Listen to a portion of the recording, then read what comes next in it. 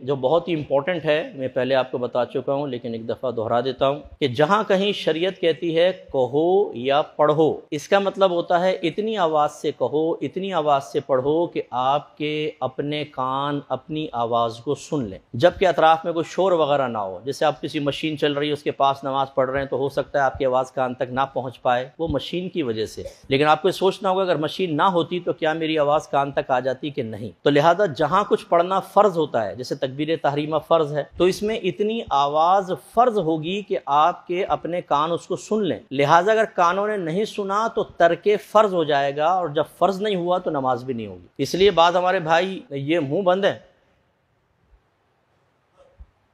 اب آپ ان سے پوچھیں حضور تکبیر کہاں گئی؟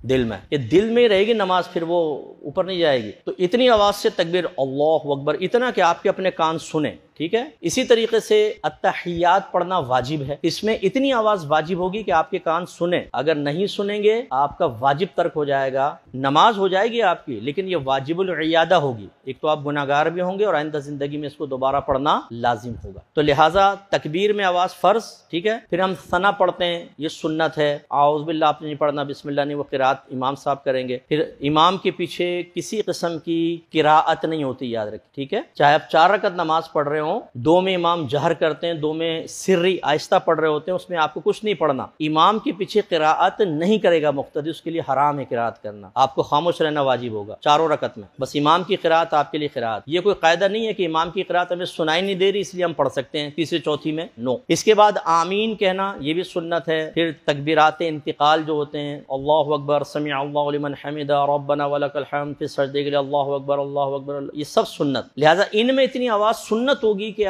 آپ کے کان سن لیں، اگر نہیں سنے تو سنت ترک ہوگی، نماز ہو جائے گی۔ لیکن التحیات واجب، اس میں کانوں تک آواز لازم۔ ایسے آپ دعائے قنوت پڑھتے ہیں جیسے وطر کے اندر، وہ واجب ہے، اس کی تکبیر بھی واجب ہے، اس میں بھی آواز بلند ہونی چاہیے۔ تو خلاصہ کلام یہ ہے کہ اگر کسی نے ایسی پچھلی نمازیں پڑھی ہیں کہ اپنے کان تک وہ آواز کو نہیں لایا تو اللہ کی بارگاہ میں توبہ کر لیں۔ یہ تو میں آپ کو نہیں کہوں گا نمازوں کو لوٹا لیں، توبہ کر لیں کامل، اللہ کی رحمت بہت بڑی ہے، وہ درگزر کرنے والا ہے، لیکن نیکسٹ ٹائم کے لیے آپ تھوڑا سا احتیاط کریں۔ اور میں ہاتھ جوڑ کے، آپ برا نہیں مانیے گا، ہمارے بہت سے بڑے ایسے ہوتے ہیں جو 40 سال 50 سال سے نمازیں پڑھ رہے ہیں مسجدوں کے اندر، اور وہ اس چیز کے اندر مبتلا ہو، منہ بند ہیں، اور اکیلے جب پڑھ رہے ہیں آپ دیکھیں قرات بھی نہیں ہوگی نا، ہونٹ بند ہوں گے، بس وہ دل ہی دل میں پڑھ رہے ہوتے ہیں۔ جب آپ اکیلے پڑھتے ہیں تو آپ کے لیے کم از کم ایک آیت کی تلاوت فرض، الحمد کا پڑھنا اور سورت کا ملانا واجب۔ اگر آپ ہونٹ بند رکھتے ہیں، نہ آپ کا فرض ادا ہوگا نہ واجب، نماز گئی آپ کی۔ اور ہمارے گھر کے بچے اپنے بڑوں کو دیکھ کے سیکھ رہے ہوتے ہیں، وہ دیکھتے ہیں جی دادا جان ہونٹ بند ہیں تو بچہ بھی یوں دیکھ کے بس وہ بھی یوں کھڑا ہو جاتا ہے، اور جب ہونٹ ہلیں گے تو پوچھے گا بچہ۔ اچھا، نبی کریم صلی اللہ علیہ وسلم صحابہ سے پوچھا کہ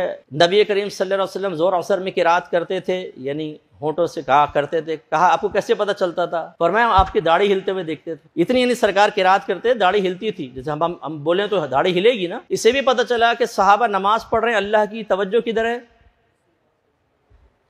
لیکن کوئی شرک نہیں ہو رہا نا، نبی کی تعظیم، نبی کو دیکھ رہے ہیں، عزت نبی کی پیدا ہو رہی، کوئی شرک کا فتویٰ جاری نہیں ہوا۔ دوسرے نے نہیں کہا کہ تم اللہ کی نماز پڑھ رہے تھے کہ نبی کو دیکھ رہے تھے، نبی کو دیکھو گے تو نبی کی تعظیم کا خیال آئے گا، اللہ کی تعظیم، نبی کی تعظیم جمع شرک، کافر و مشرک نہیں۔ اس لیے یہ مبالغہ آرائیاں ہمیں اپنے معاشرے سے ختم کرنی چاہیے، حد اعتدال میں رہ کے حکم لگانا ضروری ہوتا ہے۔ ایسی جب آپ نکاح کرتے ہیں، اچھا نکاح میں دولہا کی آواز بڑی تیز نکلتی ہے، اس میں نہیں ہونٹ بند کر کے یوں کر لیتا، لیکن اس میں بہرحال اس میں بھی ہم یہ کہتے ہیں بیٹا اتنی آواز سے بولنا کہ گواہ بھی سن لیں، تو اس میں تو خیر بڑے جرت کے ساتھ جو ہے وہ نوجوان جو ہے وہ بولتا ہے۔ ایسی قربانی کے اندر یاد رکھیں، اگر آپ نے ہونٹ بند ہیں، دل میں بسم اللہ اللہ اکبر کہی تو یہ مردار ہو جائے گا، بلکہ جن دو کے ہاتھ چھری کے اوپر ہوتے ہیں ان دونوں پہ اتنی آواز سے پڑھنا واجب ہے کہ اپنے کان سنیں۔ لہذا بعض اوقات قصائی کہتا ہے آپ بھی ہاتھ لگا لیں، وہ مالک نے ہاتھ لگا لیا، قصائی نے کہا بسم اللہ اللہ اکبر، اور ہم نے کچھ نہیں کہا کہ اس نے پڑھ تو لی، مردار ہو جائے گا۔ جتنے لوگ فعل ذبح میں شریک ہوں گے ان دونوں کے اوپر تکبیر پڑھنا واجب ہے۔ لہذا آپ کا ہاتھ چھری پر ہے، اس کا ہاتھ بھی چھری پر ہے، دو آدمیوں کا فعل ہے، دونوں کو تکبیر کرنی ہوگی، تب یہ جانور حلال ہوگا ورنہ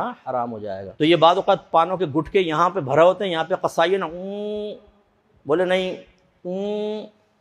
پھر بولو اللہ اکبر، یوں نہیں چلے گا بابا، سمجھ آ گئی؟ چلے اللہ عمل کی توفیق عطا فرمائے۔